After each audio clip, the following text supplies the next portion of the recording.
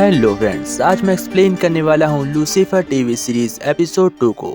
जैसा कि हमने पिछले एपिसोड में देखा था, लूसीफर ने अपना केस सॉल्व किया है और उसके बाद वह अब एक आदमी को डराने वाला है, क्योंकि यह आदमी लूसीफर के बारे में काफ़ी अनाप शनाप बक रहा है। लूसीफर इस बात से नाराज हो जाता है और वह अपना असली चेहरा उस आदमी को दिखा देता है। यह आदमी डर कर वहाँ से भाग जाता है। उसके बाद लूसीफर लिंडा से मिलने जाता है, जहाँ पर लिंडा उसे समझाती है कि ये तुम जो कर रहे हो इससे तुम्हें आगे पछताना पड़ेगा। लूसीफर लिंडा की बात समझ जाता है और वह सीधा क्लोई के पास जाता है। उसे पता होता है कि क्लोई उसके क्लब में आने वाली है, इसलिए वह क्लब में जाकर पियानो बजा रहा होता है। तभी हम देखते हैं क्लोई को।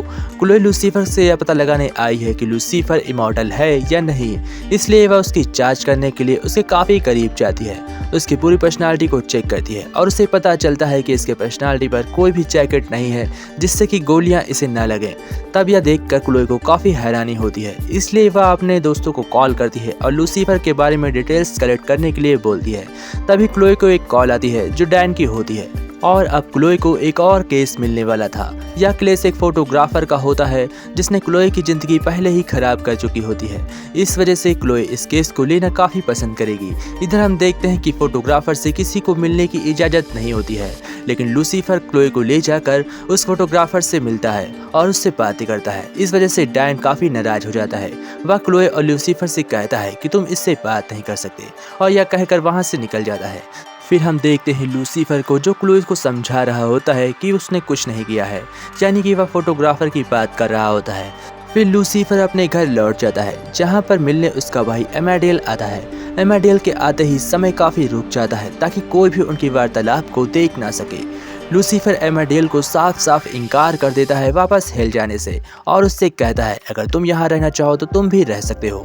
एमाडेल इस बात को सुनकर वापस लौट जाता है।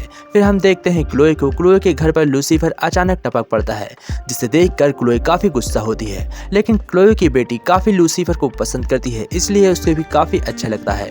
लूसीफर क्लोई के घर आता है और वह उससे बातें करता है और उससे कहता है कि हम एक और केस सॉल्व करेंगे, पर क्लोई काफ़ी ज़्यादा परेशान होती है। तब लूसीफर उसकी परेशानी को हल करने के लिए उस आदमी से मिलने जाता है जो उस क्राइम सीन पर था, यानी कि उस फोटोग्राफर से। वह फोटोग्राफर से पूछता है कि तुमने लोगों के साथ ऐसा क्यों किया। तब फोटोग्राफर उसे बताता है कि मैं पहले तो ऐसा करता था, लेकिन अब मैं ऐसा बिल्कुल भी नहीं करना चाहता, क्या तुम मुझे बचा सकते हो। यह सुनकर लूसीफर वहाँ से निकल जाता है। फिर हम देखते हैं क्लोई को, जो एक बहुत ही बड़े एक्टर से बात करने आई होती है, यानी कि उस फोटोग्राफर ने जिसकी ज़िंदगी खराब करी होती है उससे बात करने, लेकिन वह एक्टर कहता है कि मेरा इससे कोई लेना देना नहीं है।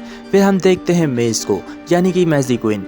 वह लूसीफर को समझाती है कि तुम्हें क्लोई से काफ़ी दूर रहना चाहिए, तुम उसके पास रहकर बहुत ज़्यादा बदल रहे हो, पर लूसीफर उसकी बात नहीं सुनता। तभी उसके पास क्लोई आती है और फिर उससे कहती है कि क्या तुम मेरे साथ केस को हल करने में मदद करोगे।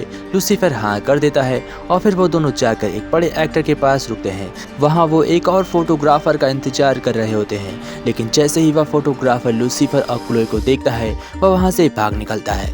तभी वो लोग उसका पीछा काफ़ी चुपचाप कर रहे होते हैं और तभी वह फोटोग्राफर जैसे ही एक एक्टर की फोटो लेने वाला होता है, तभी क्लोई उसे अरेस्ट कर लेती है और उससे पूछताछ करने लगती है।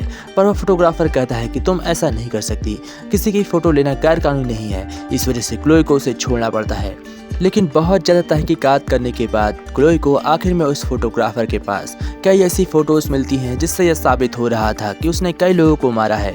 यह सारी फ़ोटोज़ लेकर वह जेल में बंद फोटोग्राफर के पास जाती है और उसे बताती है कि तुम्हारा स्टूडेंट अब काफ़ी गलत रास्ते पर चला गया है।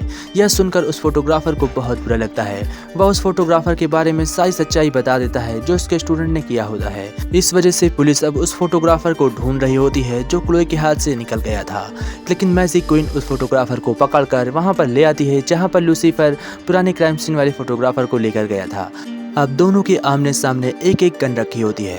तभी लूसीफर कहता है कि तुम में से जो भी अगर बचना चाहता है वह गन उठाकर एक को मार दे।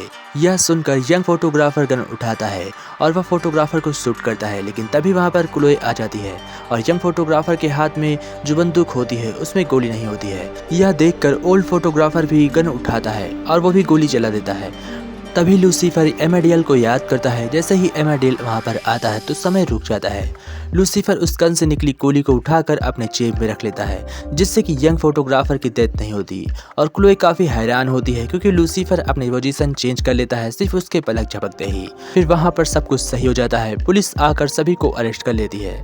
फिर हम देखते हैं क्लोए को अपने बेटी के साथ, जहाँ पर क्लोए अपनी बेटी को वह राज बता रही होती है जो राज किसी को नहीं बताती। फिर इधर लूसीफर लिंडा के साथ काफी मजे करता है और लास्ट में हम देखते हैं पार्ट 1 वाले विलन से मिलने गई होती है, क्योंकि वह इस समय पागल होता है क्योंकि लूसीफर का चेहरा उसने देखा होता है। और इसी के साथ एपिसोड एंड होता है।